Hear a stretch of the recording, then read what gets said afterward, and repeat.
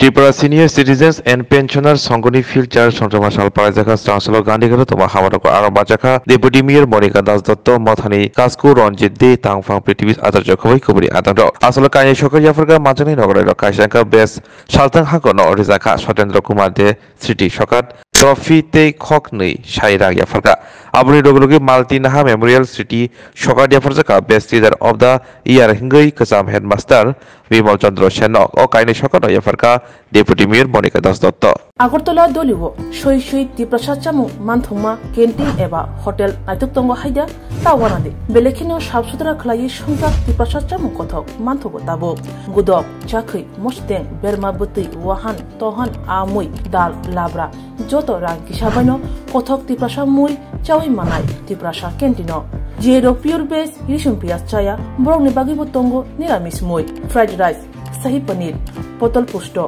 কচু শাক মিষ্টি চাটনি কাঁচা কলার ডালনা দুকার ডালনা মিক্স ভেজ আলুর ডিম বেরমা গৈ গুদক অবর বেবাং pure veg KMR tiffin house মানথগো হাইকে লিরিদা তংসিদি গ্রিংদি ফাইদি চামং কথা চা ফাইদি নিকুমা আগরতলা মেরমাত Kumari Madhuti Rupashree tribal rest house ককদুক 7994163079 টেকিসা ককদুক number 8132828649 Tripura senior citizen pensioner যে সঙ্গে আজ ৮ম ফাউন্ডেশন ডে 2017 সালে আপনাদের এই পথ চলা শুরু হয়েছিল। আজকে আমি আপনাদের এই ফাউন্ডেশন ডেতে আপনারা আমাকে ডেকেছেন, আমি অংশগ্রহণ করতে পেরেছি, তার জন্য সত্যি আমি আনন্দিত। পাশাপাশি আপনাদের কাজের যে ভূমিকা,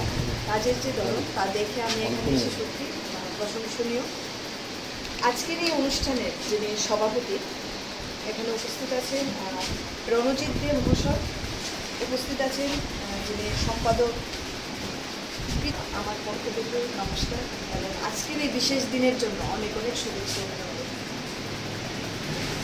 আজকের এই পরিবেশে এসে আমরা যেহেতু জনপ্রতিনিধি, সরকারের উন্নয়নমূলক কাজ এবং সরকারের সুন্দর এবং সুষ্ঠু পরিচালনা নিয়ে আলোচনা তো করব, সেটা স্বাভাবিক। কিন্তু আমি এখানে এসে যে সুন্দর পরিবেশ দেখছি, তা দেখে সেই বিচারধারাটা আমার অনেকটা সংকুচিত হয়ে গেছে। এই পরিবেশটা একটা আনন্দ, স্নেহ, ভালোবাসা,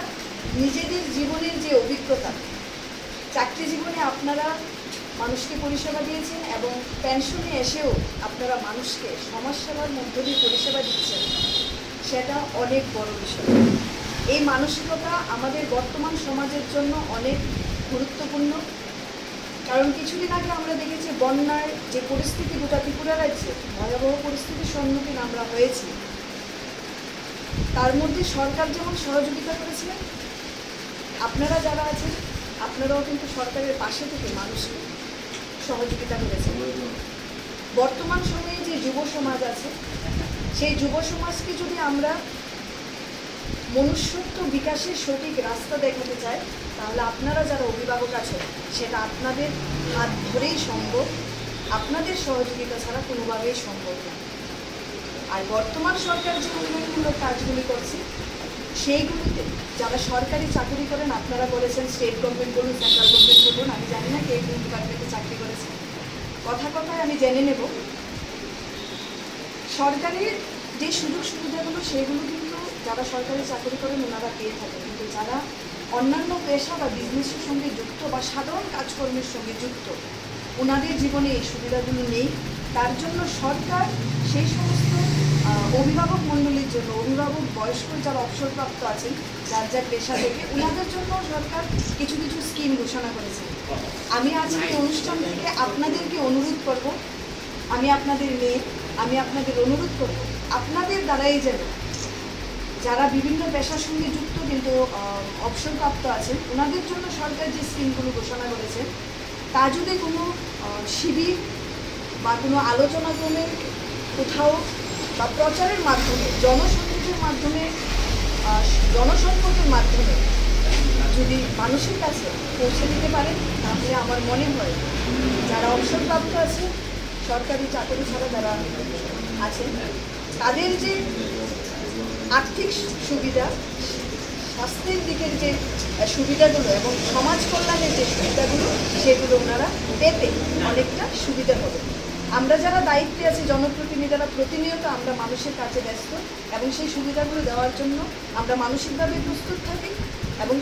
সেই সুবিধাগুলো ঘরে ঘরে পৌঁছে দেওয়ার জন্য আমরা প্রস্তুত থাকি। কিন্তু আপনাদের যে সংগঠন, সেই সংগঠন যদি এই সহযোগিতার সঙ্গে হাত মিলিয়ে নেন তাহলে খুব অল্প সময়ে আমরা সবার ঘরে ঘরে এই সুবিধাগুলি পৌঁছে দিতে পারব। তো সবাইকে আজকে